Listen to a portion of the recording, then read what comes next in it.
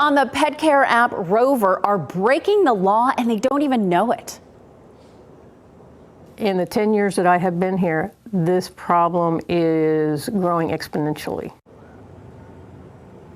The app is an easy way to find pet care for your pet. 5 on Your Side's Keely Arthur explains what app users may not understand.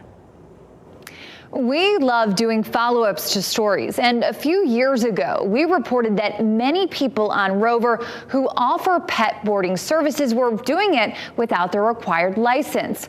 A viewer recently reached out asking for clarity on those rules, so we went back to the experts who know and enforce this law. What is the difference between pet boarding and a pet sitter? Pet sitting is taking care of an animal in the animal's own home.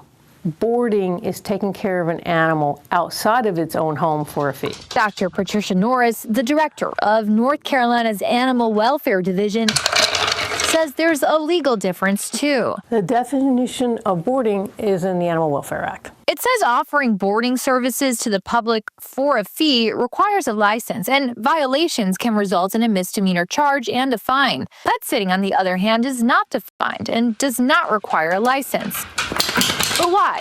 The difference is when the animal's in its own environment, it's not exposed to a lot of the dangers that you will see where you've got a facility where animals are coming in and out. Talking about disease mitigation, talking about sanitation, talking about proper confinement. Take this recent investigation. A Charlotte couple was boarding someone's dog in their home. One of the dogs, named Beans, was let outside off leash.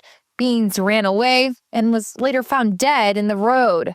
The Charlotte couple admitted to advertising boarding services on Rover and Facebook, but they didn't have a license. They were fined $1,000. Norris says pet parents should be aware of the dangers of unlicensed boarders before using Rover or other pet care apps. Make sure you know where your pet's being kept, because some of these unlicensed facilities are nothing more than an airline crate in someone's basement or in their unheated or uncooled garage. Keely Arthur, 5 on Your Side. Rover did send us a statement saying that when boarders agree to Rover's terms of service, they are agreeing to follow all local laws and regulations.